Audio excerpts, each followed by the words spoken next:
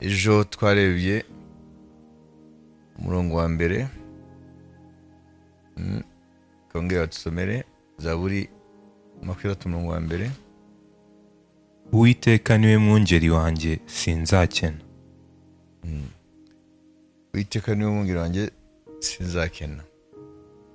Ngo twayivuze Izaburi ya Dawidi, kandi ntabwo yayanditse akiri umwungeri w'intama, yamaze kuba umwami.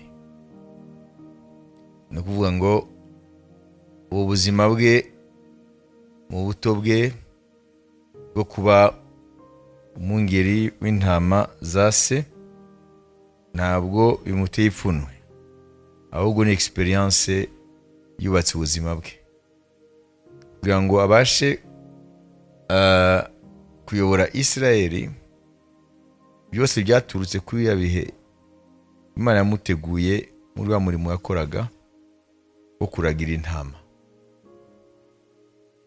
Ariko Imana ikoresha experience zacu zo mu buzima twanyuzemo nubwo twa tutarayimenya, ariko Imana ikazazikoresha tumaze kuyimenya. Bivuga ngo rero Imana rero ntabwo itumenya gusa igihe yaduhamagaye, ibituzi kuva mbere. Imana ishimwe. Bivuga ngo les expériences du passé ntabwo Imana iziyobewe. Imana ibasha no kuzikoresha mu gihe yahamagaye umuntu. Mva ko Dawidi yabaye yarateguwe muri bya bihe, yarakiri umwana muto, kiri umusore, aragira intama za se Sayi. Yuko Imana iduhamagaye ari ibyo tuba twaranyuzemo, bimwe bikaba bizagirira akamaro ubwami bw'Imana. Tukuvuga ngo iyo tumaze gukizwa ngo ibindi byose birajugunywa kuko twabaye icyaremwe gishya, ari by'Imana iba yaremeye mu buzima bwacu ngo tunyuremo kugira ngo izabikoreshe imaze kuduhamagara. Turabona kuri Dawidi Imana yamuteguraga kuzaba umwungeri w'ishyanga ryayo, le berger d'Israël, shepherd of Israel. Yari yateguriwe muri kiya gihe cy'intama. Kandi umenye ko Imana yahamagaye Dawidi kugira ngo ishyanga rya Isirayeli ribashe gutura muri kiriya gihugu. Kandi kiriya gihugu cyari gifite andi mahanga menshi atabonaga neza abo bantu bavuye ahandi, bavuye muri Egiputa. Kuvuga ngo barabanzi. Kugira ngo ubwami bwa Isirayeli bwubakwe, byari ngombwa ko habanza kuboneka umuntu azahangana n'ayo mahanga y'amahanga, donc un chef militaire. Dawidi rero niyo mpamvu ngo yari umugabo w'intambara, kuko yarwanye intambara z'Uwiteka kugira ngo yetablisse ubwami bwa Isirayeli. Salomo nta ntambara yarwanye, kuko Salomo yahamagariwe kujera ibyo se yari yarubatse. Niyo mpamvu yitwa Salomo, mu ijambo Shalom, azaba umwami w'amahoro. We nta ntambara azajya kurwana. Murabyumva? Dawidi umuhamagaro wari kurwana intambara kugira ngo ubwami bwubakwe, kujera ubwami. Niyo mpamvu yari umwami w'amahoro. Umwe wese afite umuhamagaro we. Muribuka Arishitofeli ari umujyanama wa Dawidi igihe Abusalomu yashaka kurwanya se ngo amwambure ingoma. Hanyuma Uriya ari umujyanama wa Dawidi agahita ahindukira akaba umujyanama wa Abusalomu. Hari ijambo yabwiye Abusalomu ngo witonde so n'indwanyi, ngo amenyere intambara. Urumva? Donc byari bizwe ko Dawidi yari umugabo wazobereye intambara, ariko aravuga training wingiye aho yari iri, aho yitoreje atozwa n'Imana kure y'amaso y'abantu, ni hariya igihe yaragiraga intama zase, kunywa amadubu yarazaga karwana nayo ashaka gutwara intama, cyangwa yayifashe intama, idubu yafashe intama ndetse n'intare, ngo akarwana nayo akayambura iyo ntama, hanyuma akayishwanyaguza. Urumva izo mbaraga zimeze gute? Zishwanyaguza intare n'amadubu, zari imbaraga z'Imana. Imana irategura uriya musore kugira ngo azabe umwungeri w'ubushanga ryayo. Niyo mpamvu muri Zaburi aranavuga ngo l'Éternel exerce mes mains au combat, ngo Uwiteka ngo atoza amaboko yanjye kurwana. Zaburi za Dawidi rero nizo, ni ibigwi by'Imana ya Isirayeli mu buzima bwe. Hano muri Zaburi 23 rero aratubwira rero ubusabane yarafitanye n'iyo Mana. N'ubusabane yarafitanye n'iyo Mana. We yifata nk'intama, Imana ikaba umwungeri w'iyo ntama. Nk'uko nawe yabanaga n'intama, arabizi ukuntu yazirwaniraga, arazi ukuntu yazitwarikaga. Byose rero ahita mu buryo bw'umwuka, ahita bizana mu buzima bwe n'Imana ye. Uyu munsi urashaka rero kujya ku murongo wa 2. Andyamisha mu cyanya cy'ubwatsi bubisi, anjyana iruhande rw'amazi adasuma. Amen. Amen. Mbere na mbere avuze ngo Uwiteka niwe mwungeri wanjye sinzakena. Ejo twabonye ko intama ntabwo arizo ziza gushaka, ntabwo zivuga ngo ubwatsi buzava he, amazi azava he. Umwungeri niwe amenya ejo aho intama ze azazijyana kurisha, niwe azi imigezi y'amazi meza aho iri. Intama ntabwo ari umurimo wazo kujya gushaka ibyo kurya, kandi zifite umwungeri. Umwungeri niwe aziyobora aho ziri bubone ubwatsi bwiza ndetse n'amazi meza. Intama akazi kazo no kumenya umwungeri aho ari, ariko si ukumenya ubwatsi aho buri. Ako ni akazi k'umwungeri, kubera ko ntabwo ari inyamaswa zo mu ishyamba, ni amatungo afite nyirayo. Nyirayo ni akwiye kuyamenya. Ni ukuvuga ngo rero bitujyana muri rya jambo Yesu yavuze muri Matayo twasomye ejo. Matayo 6, ntabwo twasoma, twarasomye ejo 31-34. Ntimukiganyire ibyo abapagani biganyira, ngo muzarya iki ejo, muzambara iki, muzanywa iki, ngo ibyo byose ngo abapagani bisi ngo nibyo bitwararika.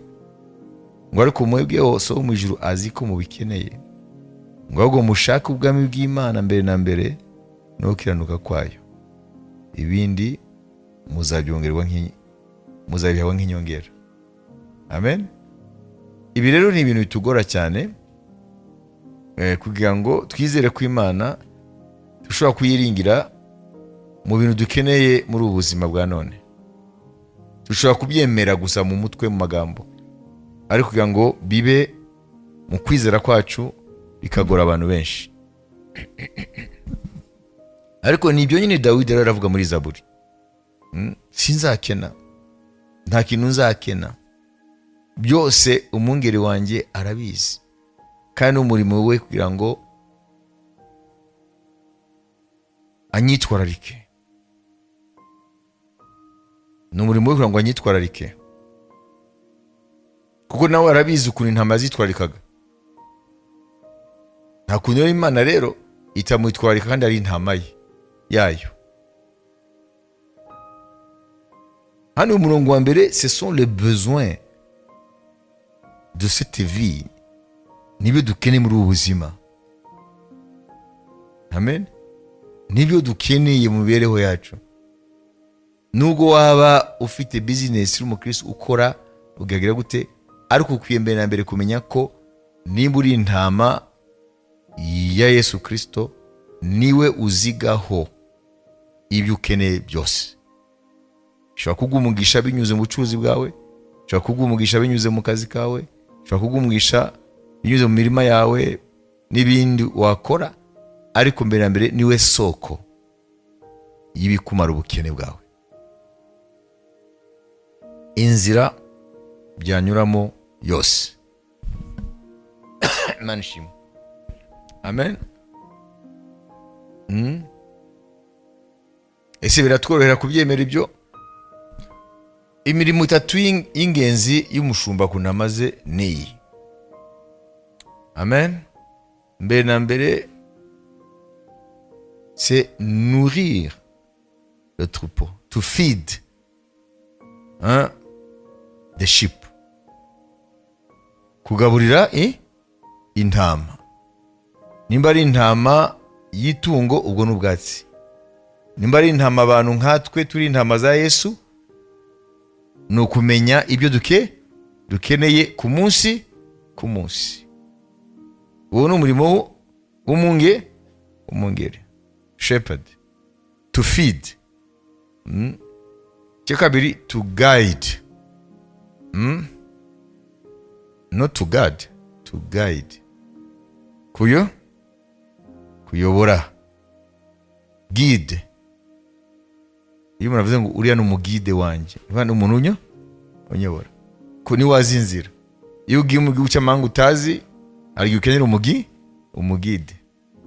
Rero umwungeri afite umurimo wo kugaburira intama, kuzimenya iyo zishonje, no kuziyobora. Amen. Icya gatatu, to shield. Shield ni ingabo. Yavuze ngo to shield, ni ukuvuga ngo protection, to protect, kurinda. Umwungeri ashinzwe kurinda umukumbi. Niyo mpamvu Dawidi yarwanaga n'amadubu, akarwana n'intare, kugira ngo arinde umukumbi. Iyo bitatu byumvise. Haleluya. Reka cyubahiro dusubire mu bintu bitatu. To feed. Those are the duties of the shepherd towards the sheep. To feed the sheep, kuzigaburira. To guide, kuziyobora. To shield cyangwa protect, kuzirinda. Voilà. Nibyo. Uko niko ukwiye kubona umwami Yesu mu buzima bwawe. Mwabizi. Uko turavuze ngo ntushobora kumenya izaburi utabane nawe kwishiramo uburyo umwungeri mu isi abana n'intama.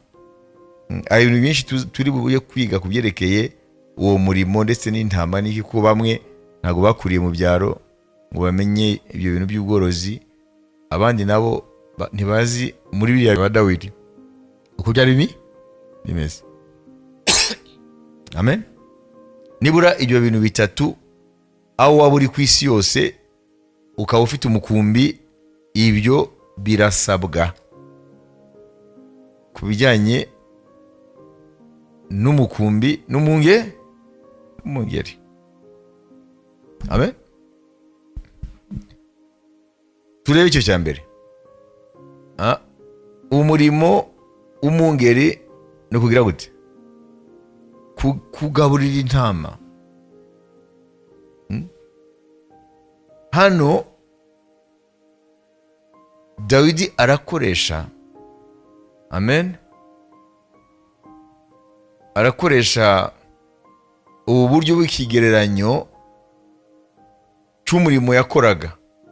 Intama za se yaragiraga nawe, ko niwe ari umwungeri wazo. Haleluya. Muri biriya bihugu rero, umwana w'umuherezi niwe yajyaga kuragira.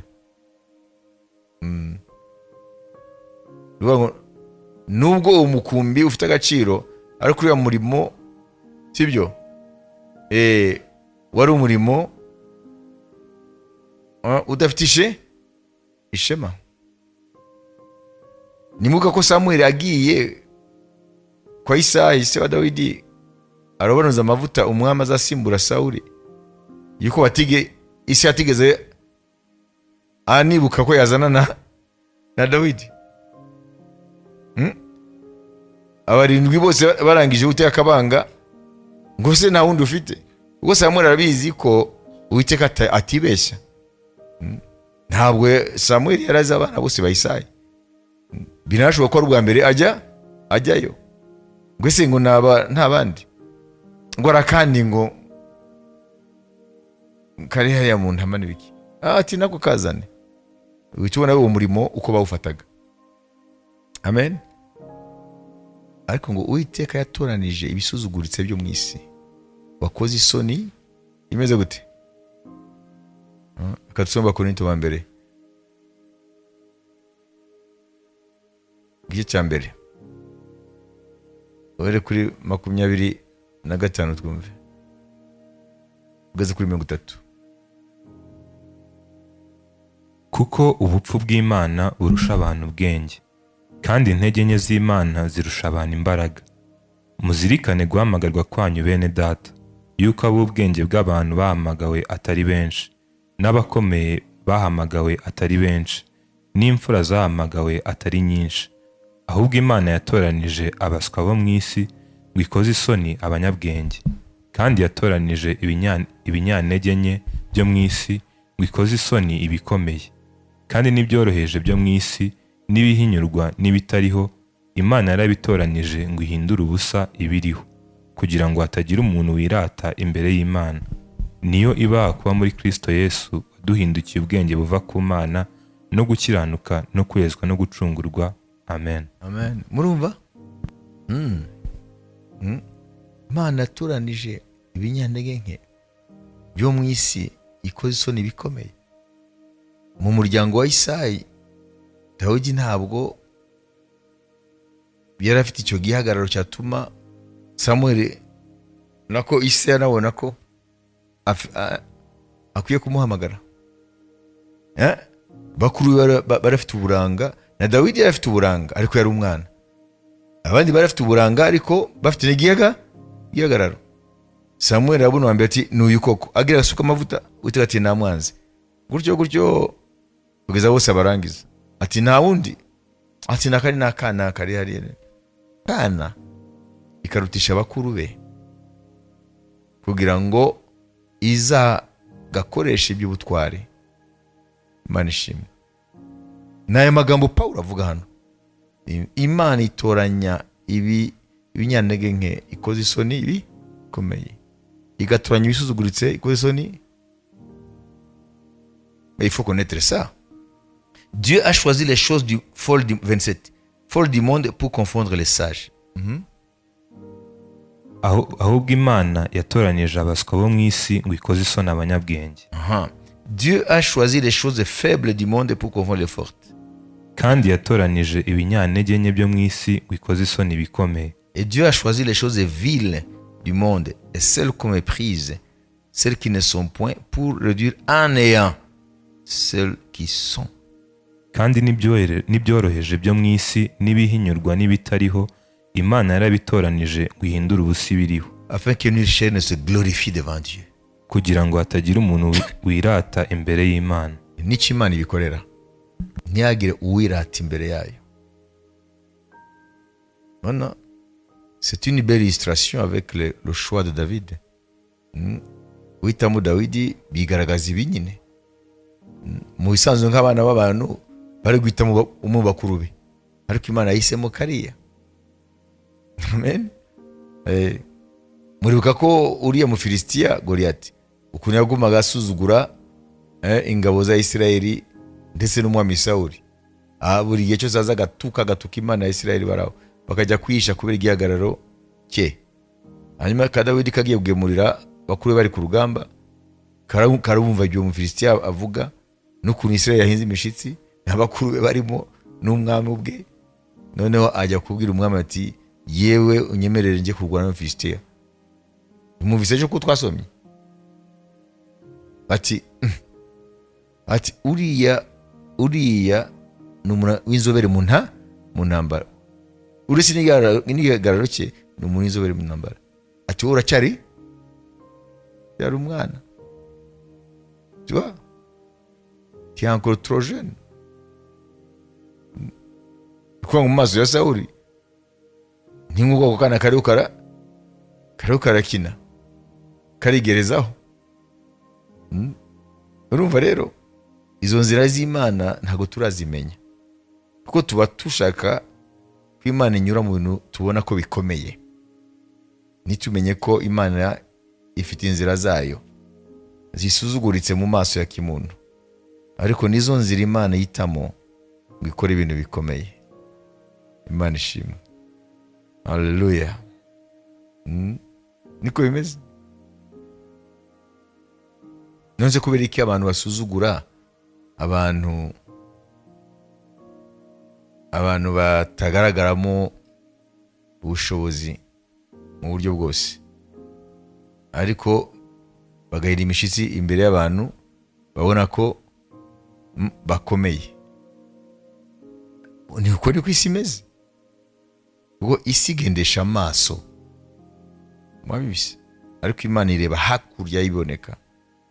Niko yabwiye Samuel, ati abana b'abantu bareba kubigaragara n'amaso, ariko igihe Uwiteka ndeba mu mutima. Amen. Na niyo mpamvu izi ibintu mu buryo butandukanye natwe. No guhitamo kwe ntushobora kugusobanukirwa, ko ntushobora kumenya impamvu Imana yahisemo ibi n'ibi n'ibi. Manishimwe. Rero umwungeri icya mbere inshingano ze iya mbere niki? Kugaburira. Ukwiriye kwizera nimba uri intama ya Yesu, nimba warakijijwe, ukwiye kwizera ko Imana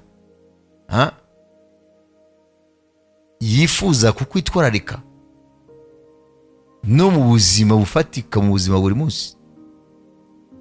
Ntabwo ari Imana gusa ibyo mu mwuka, n'ibi bigaragara niyo yabiremye kandi bifiteho ubushobozi. Amen. Icya kabiri, kutuyobora. Umwungeri muza kubyumva nitugera kubyerekeye muri Israel hariya biriya bice bya hariya, iby'umwungeri n'intama baza kubimenya. Nidukora exegese, nidusubira uko ibintu byakorwaga, ariko n'ubu niko bimeze mu byerekeye abantu bafite umukumbi w'intama. Hariya rero umwungeri ajya imbere. Muri Isirayeli umwungeri ajya imbere, zikamukurikira. Wabibise? Niyo mpamvu Yesu yavuze muri Yohana 10:6, mwumve hariya. Yabivuze kuko niko byari bimeze, na niko bimeze. Ni ukuri ndababwira yuko uwinjira mu rugo rw'intama atanyuze mu irembo, ahubwo akuririra ahandi, uwo aba ari umujura n'umunyazi. Ariko unyura mu irembo niwe mwungeri w'intama. Umurinzi w'irembo aramwugururira, kandi intama zumva ijwi rye. Ahamagara intama ze mu mazina yazo akazahura. Iyo amaze kwahura ize zose azijya imbere. Wabibise? Komeza. Intama zikamukurikira kuko zizi ijwi rye. Undi ntizamukurikira, ahubwo zamuhunga kuko zitazi amajwi y'abandi. Yesu abacira uwo mugani, ariko ntibamenya ibyo yababwiye. Amen. Rero babwira ibyo ibisanzwe bikoreka mu buzima bwabo. Donc hariya umwungeri ajya imbere. Hariho abaturiste, hariho abantu ba mukerarugendo bari bagendereye biriya bihugu hariya muri Israel. Noneho nk'uko bisanzwe hariho abantu bafite umurimo wa guide kubayobora. Baba bahari. barishyuwe amafaranga. Natwe igihe twajyaga muri Israel twari dufite umugide nawe yishurwa akarere tuyobora. Noneho umugire arabasobanurira ibya hariya kuko bashaka kujya mu bice byo mu cyaro aho hariho amasho menshi, intama nyinshi, ko hari intama nyinshi biriya bihugu. Noneho arababwira ati rero intama hano umungeri wazo ajya imbere, nimweze ngo yazitaye, ajya imbere zikamukurikira, sibyo? None mu gihe bageze aho babona umungeri ari inyuma, kandi uriya mugide yabwiye ko muri Israel umungeri agiye imbere. None bavuga ati ko watubwiye ko umungeri agiye imbere uriya akaba agiye inyuma.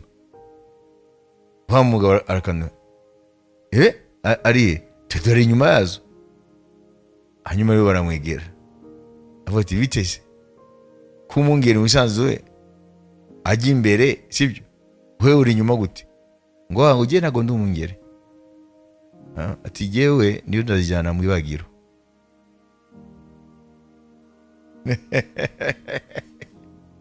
Zembushe Moise, we ntabwo ari umungeri. Urumva rero ni ukuvuga yakoze ibinyuranye nuko ibintu bikorwa. Nyirazo uyu atarazigura, sibyo? Cyangwa niba baramuhaye akazi ko kuzishorera ngo zijyane aho bazibagira, urumva nyirazo we yari kuzijya imbere kuko ziramuzi kandi zirazi ijwi rye, ntizakurikira undi. Na nibyo Yesu yavuze. Imana ishimwe. Hari ikintu yavuze rero umwami ngo umviriza, ngo amaze kuzisohokana azijyane aho zirisha, amen, ngo arazihamagara imwe yose mu izina ryayo. Wayibise niko umwami yavuze. Bivuga ngo rero nimba twebwe turi intama za Yesu, aratuzi mu mazina. Umwe wese amuzi mu izina rye. Nimba akuzi mu izina ryawe, muri miliyari z'abantu bari ku isi, miliyari 9 ubu, cyangwa umubare w'abakristo bari ku isi, ntiwumva yuko yifuza ko mwinjira mu busabane nawe? Intimacy bavuze, intimite, kuko akuzi mu izina muri miliyari z'abantu. Muri 3 akuzi mu izina, my friend. Amen. Rega biragoye ko mubyemera kubera ko cerveau yacu yamenyereye ibindi. Ayizi umutwe wacu urafunctiona mu bundi buryo. Ibyo kwizera biri kure cyane. Soma.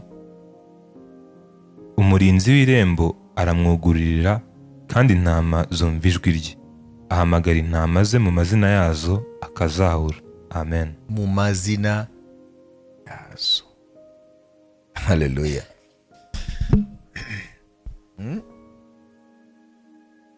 Iyo umaze kumenya ko aya magambo ari ukuri, ko umwami Yesu wizeye akuzi mu izina ryawe, atagufata mu bwinshi bw'abandi, akuzi mu izina ryawe, cyo ni ikintu gikomeye cyaka kumaza ubwoba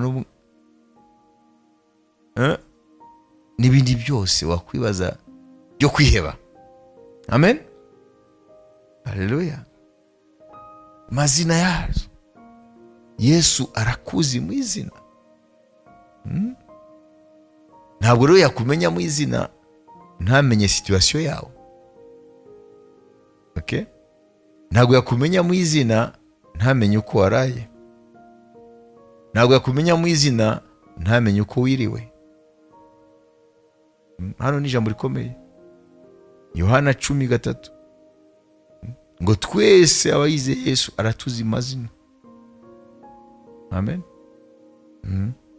Rero mwumvise ko umungeri ajya imbere. imbere rero bisobanura byinshi.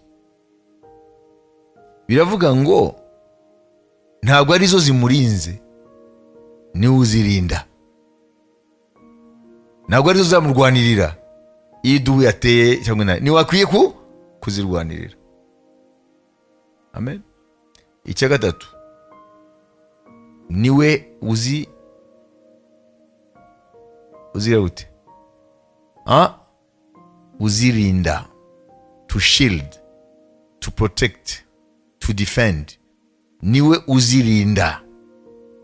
Vuga ngo Yesu ibyo bintu bitatu arabikora.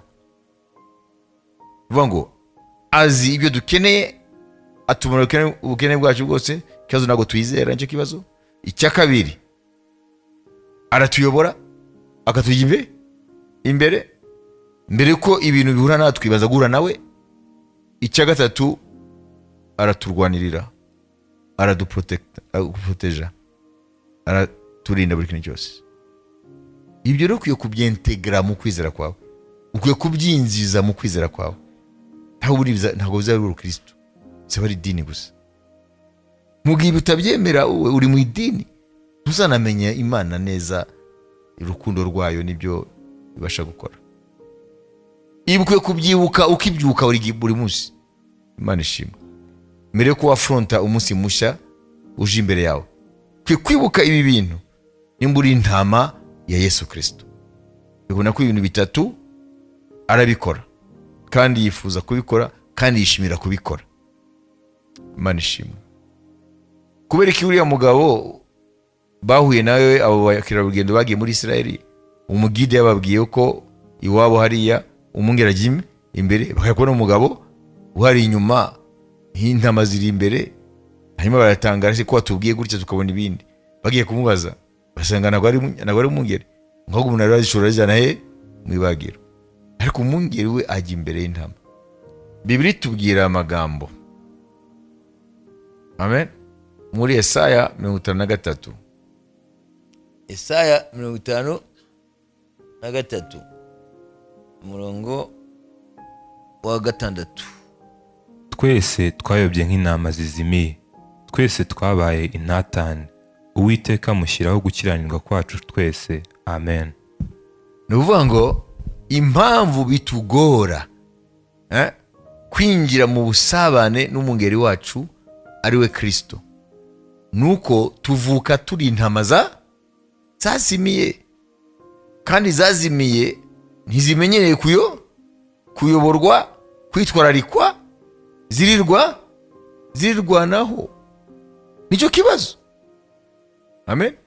Niyo mpamvu bitugora kwemera ko umwungeri afata ubuzima bwacu, kandi ko anariho, kandi ko anashaka gukora umurimo we kuri twe, kubera ko tuvukana mindset, imitekerereze y'intama zazimiye zirwanaho mu bihuru. Tugende dufate umwanya tutekereje kuri